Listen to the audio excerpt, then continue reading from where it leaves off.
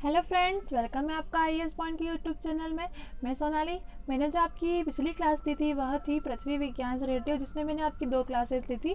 I hope आपने वो chapter अच्छे से याद कर लिया होगा। ठीक है, और मेरा कहना यही रहता है कि आप मतलब ज़्यादा याद करने के लिए ना रखें, जो टॉपिक्स चलते जा रहे हैं उन्हें रिविज़न करते रहिए। ठीक है, ताकि आपके पास ज़्यादा सिलेबस ना हो, क्योंकि अपना सिलेबस क्या है, बहुत ज़्यादा बड़ा है। ठीक है, तो ऐसा पढ़ो कि जो टाइम शेड्यूल आपको हम पढ़ाते हैं IAS पॉइंट के टीचर्स, वो सारी चीज़ें आप टाइम टू टाइम पढ़ें, ताकि आपकी तैयारी अच्छे से चलती रहे। तो मेरा, और इसके साथ साथ मैंने कुछ दिन पहले आपको कहा था कि आप वीडियो के जितने भी क्वेश्चंस आपके रहते हैं, कितने राइट गए हैं, आप क्वेश्चन देने की कोशिश कीजिए। UPSC के बच्चे हैं, क्वेश्चन ज़रूर दीजिए, क्योंकि आपको भी पता चलेगा कि आप किस तरह से प्रिपरेशन कर रहे हो। इसके साथ साथ हमें भी तो पता चले कि आप क्या पढ़ रहे हो, कितना पढ़ रहे हो, और हम भी कुछ सुधार कर सके हमारी तरफ से। ठीक है, हमारा यही कहने का मतलब होता है कि आप बताइए कि आप ने कितने आंसर दिए हैं। 10, जैसे 10 में 10 क्वेश्चन आपको डेली पढ़ाती हूँ, 10 ज़्यादा नहीं होते हैं, 10 पढ़ाती हूँ, 10 में से आपके कम से कम 50 से 60 क्वेश्चन इन 10 क्वेश्चंस में ही बन जाते हैं आपके। ठीक है, तो देखो ना कि सिर्फ 10 क्वेश्चन में आपके 50 क्वेश्चन बन रहे हैं, तो हम ढंग से क्यों नहीं देखें। ठीक है, तो आप वीडियो को लास्ट तक ज़रूर देखिए और समझिए। अगर आपको कुछ चीज़ पूछनी है तो आप कमेंट करके आप पूछ सकते हैं। इसके साथ साथ मैं यही कहूँगी कि आप 10 में से आप कितने क्वेश्चन आंसर देते हो, ये हमें ज़रूर बताइए। और डेली का एक टारगेट फिक्स कीजिए कि हमें आज इतना पढ़ना है, और हमारी ये क्लासेज है, हम इसे अटेंड करेंगे। मिसिंग मत कीजिए, एक भी क्लास मिस मत कीजिए, क्योंकि सारे लेक्चर्स आपके बहुत इंपॉर्टेंट है। तो चलिए हम स्टार्ट करेंगे। हमारा जो आज का टॉपिक होगा वह टॉपिक यह होगा कि विश्व के आविष्कारों के बारे में मैं आपको बताऊंगी। चलिए तो स्टार्ट करते हैं हम। क्वेश्चन नंबर पहला अपना, क्वेश्चन नंबर पहला हैगा आपका,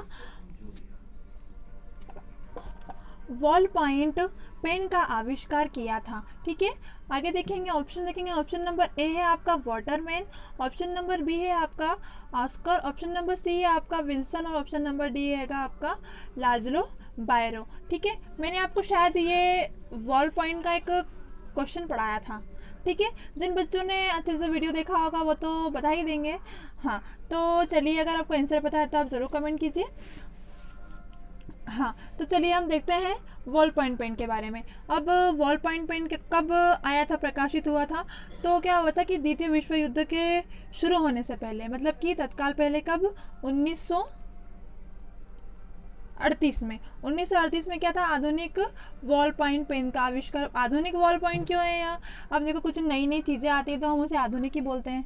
ठीक है, ऐसा होता है ना कि आधुनिक काल, अपन तो अभी चल रहे हैं वर्तमान काल में। ऐसा होता है कि कुछ नई आविष्कार हुआ तो हम बोलते हैं आधुनिक है, मतलब कि नया। तो उस समय क्या हुआ था कि आधुनिक वॉल पॉइंट पेन का आविष्कार किया गया था। इसका आविष्कार किसने किया था, अब तो इसका आविष्कार किया था लाजलो बायरो ने। किसने, लाजलो बायरो ने।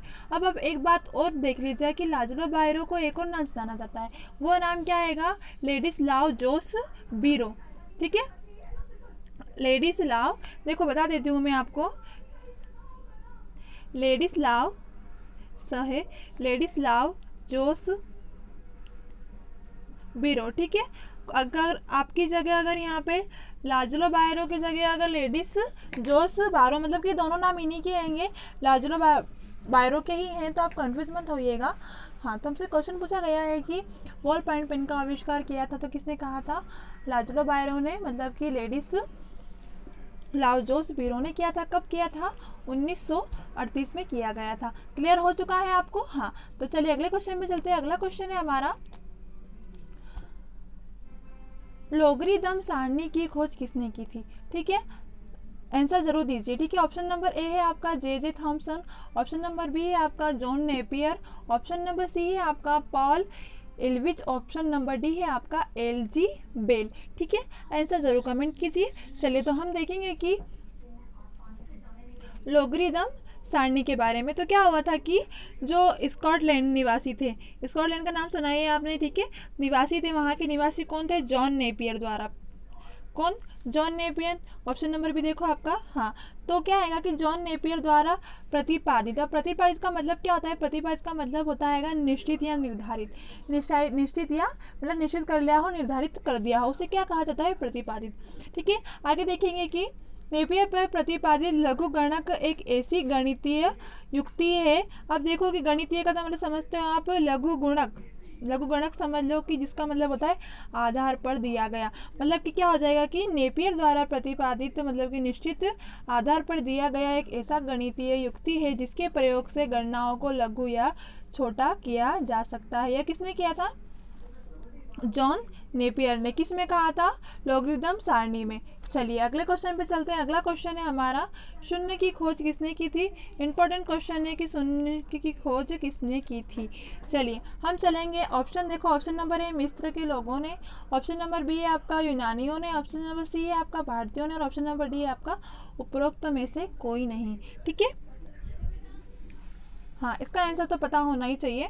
चलो देखेंगे हम कि शून्य की खोज। अब शून्य की खोज के बारे में देखेंगे तो आप ये चीज़ ये हमेशा याद रखना है कि शून्य का आविष्कार किसने और कब किया गया था, यह आज तक जानकारी छुपी हुई है। ठीक है, वैसे आगे सुनिए। हाँ आर्यभट्ट का जो आर्यभट्ट का नाम आता है, चलो पहले आप सुन लीजिए। मतलब कि लेकिन भारतीय गणितज्ञ वर्षों में से दावा करते, मतलब जो भारतीय गणितज्ञ वो दावा करते हैं कि शून्य का आविष्कार भारत में किया गया था। ठीक है, जो गणितज्ञ थे वो क्या बोलते हैं कि शून्य का आविष्कार कहाँ किया गया था? भारत में किया गया था।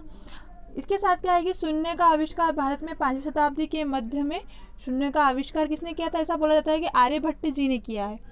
बोला जाता है कि 5वीं शताब्दी के मध्य क्या आर्यभट्ट ने किया है, परंतु अभी दावा नहीं है, मतलब फिक्स नहीं है, सिर्फ कहा जा सकता है। क्योंकि क्या हुआ था कि आर्यभट्ट आए थे, मतलब उन्होंने शून्य का आविष्कार किया ऐसा कहा जाता है, मगर क्योंकि शून्य मतलब उनके आविष्कार करने के बाद ही पता चला है कि मतलब कि आर्यभट्ट जी ने किया है, उसके बाद ही यह दुनिया में प्रचलित हुई। मतलब कि आर्यभट्ट आए थे तो लोगों का यही कहना है कि आर्यभट्ट ने ही इसकी खोज की है, मगर फिक्स नहीं है कि आर्यभट्ट ने की। और आप एक बात और याद रख लेगा कि यहाँ पे तो देशों के नाम किए गए हैं कि शून्य की खोज किसने की, तो हमारा राइट आंसर क्या जाएगा? भारत ने। परंतु अगर ऐसा भी आ जाए कि शून्य की खोज किसने की और ऑप्शन में भारतीय नहीं लिखे हो कि आर्यभट्ट ने की, तो आप आर्यभट्ट ही टिक लगाएंगे। ठीक है, चलिए अगले क्वेश्चन पे चलते हैं। अगला क्वेश्चन है हमारा, वायुयान का आविष्कार किया था। ऑप्शन देखेंगे, ऑप्शन नंबर ए है आपका राइट ब्रदर्स ने, ऑप्शन नंबर बी है आपका एडवर्ड्स जेनर ने, ऑप्शन नंबर सी है आपका जॉन डगलस ने। ठीक है, आंसर पता है तो ज़रूर बताइए। हाँ तो हम चलेंगे कि वायुयान का आविष्कार, तो विश्व का जो पहला हवाई जहाज़ था, दो अमेरिकी भाइयों, मतलब कि दो अमेरिकी भाई कौन थे? मतलब अमेरिका के ये भाई थे, क्या नाम था उनका? बल्बर राइट और ऑरविल राइट। ठीक है, कौन थे? बल्बर राइट और ऑरविल राइट, दोनों भाई थे। इन्हें क्या कहा जाता है? इन्हें राइट ब्रदर्स या राइट बंधु भी कहा जाता है। क्या कहा जाता है? राइट ब्रदर्स या राइट बंधु भी कहा जाता है। ठीक है, आगे देखेंगे। 17 दिसंबर 1903 को बनाया गया था। क्या बनाया गया था? विश्व का पहला जो वायुयान, यह कब बनाया गया था? तो यह 17 दिसंबर 1903 में बनाया गया था। ठीक है, अब मैंने आपको ये बताया है कि राइट से ब्रदर्स ने किया था, राइट ब्रदर ने किया था। इन्होंने क्या कहा था? इन्हें बंधु भी, मतलब कि राइट बंधु भी कहा जाता है। तो ऑप्शन नंबर है आपका राइट जगह। क्लियर है? चलिए अगले क्वेश्चन पे चलते हैं। अगला क्वेश्चन है अपना, ब्लेज पास्कल का संबंध निम्न में से किससे है? ठीक है, ब्लेज पास्कल के बारे में जानेंगे हम। ऑप्शन देखिए, ऑप्शन नंबर ए आपका साइकिल, ऑप्शन नंबर बी है गति, ऑप्शन नंबर सी आपका कैलकुलेटर, ऑप्शन नंबर डी है विद्युत।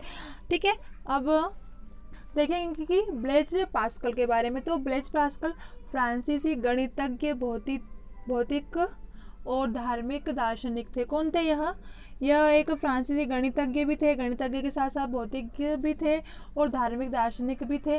अब देखो पास्कल ने क्या कहा था कि व्यवहारिक विज्ञान पर काम करते हुए क्या कहा था? मशीनों की गुणक बनाए थे। मतलब कि मशीनों का आविष्कार, मतलब गुणक मतलब कि उनका मतलब प्रोडक्ट वगैरह बनाते हैं ना, तो आइडिया लॉन्च करते हैं, ऐसा किया था उन्होंने। तो यह मशीन का गुणक बनाते मतलब उन्होंने क्या करा था कि कैलकुलेटर बना दिया था। क्या मतलब कि कैलकुलेटर बना दिया गया था उन्होंने। तो उन्हें क्या कहता है कि ब्लेज पास्कल का संबंध कैलकुलेटर से है, क्योंकि उन्होंने क्या करा था कि मशीनी गणक बनाए थे, उसमें उन्होंने कैलकुलेटर का आविष्कार कर दिया। किसने?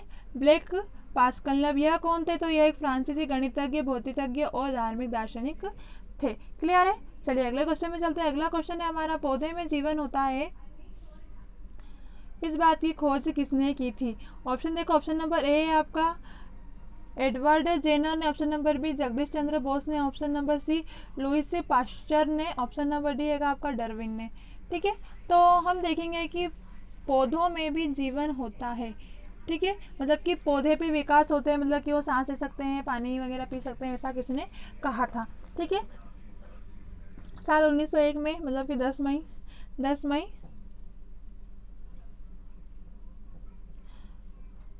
1901 में क्या हुआ था कि भारतीय वैज्ञानिक सर जगदीश चंद्र बोस ने साबित कर दिया था कि पेड़ पौधे में भी जीवन होता है। कब किया था? जगदीश चंद्र बोस ने 10 मई 1901 में क्या साबित किया था कि पौधों में भी जीवन होता है। यह चीज़ उन्होंने साबित कर दी थी। क्लियर है? अगला क्वेश्चन पे चलते हैं। अगला क्वेश्चन है हमारा, टेलीफोन का आविष्कार किसने किया था? टेलीफोन का आविष्कार पूछा गया है आपसे, और अगर आपको आंसर पता है तो आप ज़रूर बताइए। ऑप्शन देखेंगे हम। ऑप्शन है आपका A Einstein, option number B है आपका Robert Hooke, option number C है आपका John Napier, option number D है आपका एलेक्जेंडर ग्राहम बेल। ठीक है, अब देखेंगे आंसर क्या आएगा इसका। तो टेलीफोन का आविष्कार के बारे में पूछा गया था, तो हम पढ़ेंगे कि जो एलेक्जेंडर थे, Alexander Graham, option number D देखो आपका। हाँ, तो एलेक्जेंडर ग्राहम बेल को पूरी दुनिया आमतौर पर टेलीफोन के आविष्कार के रूप में ही ज़्यादा जानती है, परंतु बहुत कम लोग यह जानते हैं कि ग्राहम बेल ने न केवल टेलीफोन बल्कि कम्युनिकेशन टेक्नोलॉजी के क्षेत्र में कई और भी उपयोगी आविष्कार किए। किसके क्षेत्र में? कम्युनिकेशन और टेक्नोलॉजी के रूप में कई आविष्कार किए गए हैं, परंतु सबसे जो पहले इन्हें माना जाता है, क्या माना जाता है कि जो एलेक्जेंडर ग्राहम बेल थे, इन्होंने टेलीफोन का आविष्कार किया था। मतलब कि पहले के ज़माने में क्या होता था कि आपको संदेश भेजना हो या कुछ बातें वगैरह करनी हो तो वो चिट्ठी में लिख के भेजी जाती थी ना। हाँ, तो फिर वो 8 दिन 10 दिन ऐसे पहुँचती थी, बहुत टाइम लग जाता था, ऐसा होता था। तो इन्होंने क्या किया था कि टेलीफोन बहुत अच्छी चीज़ है, मतलब कि 1 सेकंड में आप किसी को कॉल करके पूछ सकते हो, ये चीज़ बहुत अच्छी है। हाँ, तो इन्होंने यह टेलीफोन का आविष्कार किया था। क्लियर है? अगले क्वेश्चन पे चलते हैं। अगला क्वेश्चन है हमारा, प्रकाश के वेग का सबसे पहले मापा था, मतलब कि प्रकाश के वेग को सबसे पहले किसने मापा था?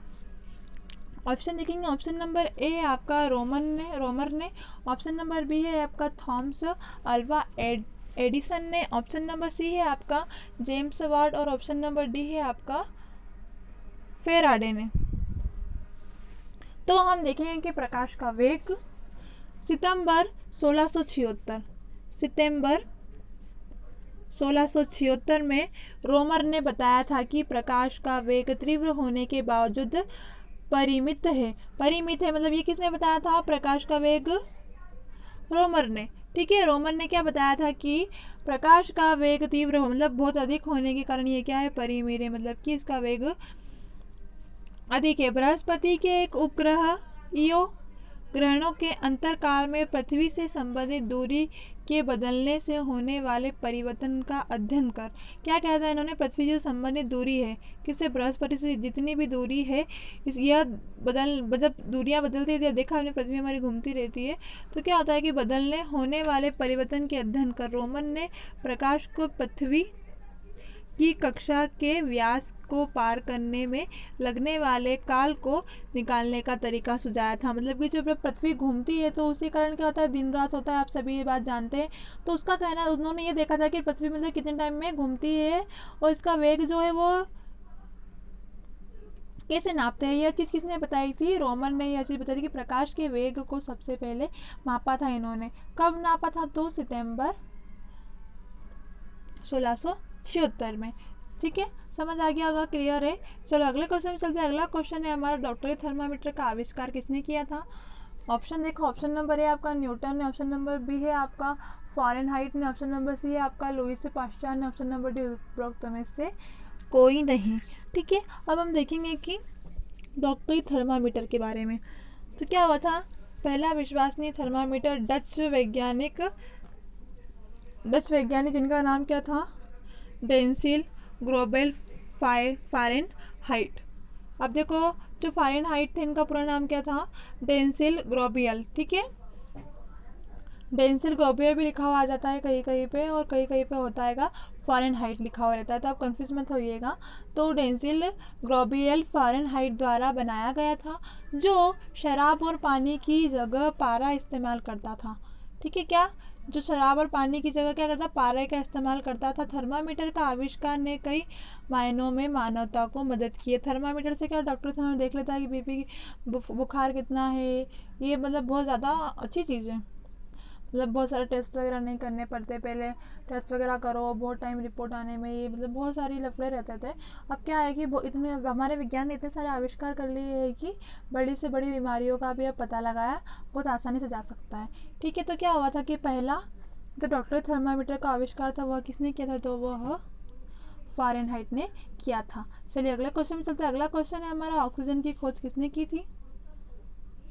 हम देखेंगे ऑक्सीजन की खोज किसने की थी। ऑप्शन देखो, ऑप्शन नंबर ए है आपका रदरफोर्ड ने, ऑप्शन नंबर बी है आपका विलियम हार्वे ने, ऑप्शन नंबर सी है आपका प्रिस्टे ने, और ऑप्शन नंबर डी है आपका गैलियो ने। ठीक है, तो देखेंगे ऑक्सीजन की खोज के बारे में। तो ऑक्सीजन की खोज का जो श्रेय है वो प्रायः दो व्यक्तियों को संयुक्त रूप से दिया जाता है। किस किस को दिया जाता है, तो कार्ल विल्हेम शीले और जोसेफ प्रिस्टेले। ठीक है, किसको, कार्ल, देखिएगा दो लोगों को दिया जाता है, कार्ल, ये भी ऐड कर लीजिएगा आप, विलियम शीले। ठीक है, इनके साथ साथ जो जोसेफ प्रिस्टेल, अब जो प्रिस्टेल है इनका नाम क्या है, तो इनको जोसेफ प्रिस्टेल कहा जाता है। ठीक है, तो इन दोनों को क्या कहा जाता है कि इन्होंने क्या किया था, ऑक्सीजन की खोज की थी। ऑक्सीजन की खोज किसने की थी, ऑक्सीजन की खोज देखो सबसे पहले तो प्रिस्टले का, जोसेफ प्रिस्टले का नाम आएगा। इनके साथ साथ अगर कार्ल विलियम का भी आ जाता है तो दोनों सही हो जाएंगे, या तो फिर कार्ल विलियम का जाता है तो वो भी राइट है और जोसेफ भी राइट है। मतलब दो लोगों को इसका श्रेय जाता है। ठीक है, तो हमारी जो क्लास है वो आज की यहीं ख़त्म होती है। अगला टॉपिक होगा जिसमें आपको मैं इसी के कुछ और क्वेश्चन जो रहेंगे वो मैं आपको बताऊँगी। आप सारे क्वेश्चंस, आपने जितने भी आंसर सही दिए हैं आप कमेंट में ज़रूर कीजिए। 1 हो, 2 हो, 3 हो, कोई दिक्कत नहीं है, कितना भी स्कोर हो। ठीक है, आप ज़रूर बताइए।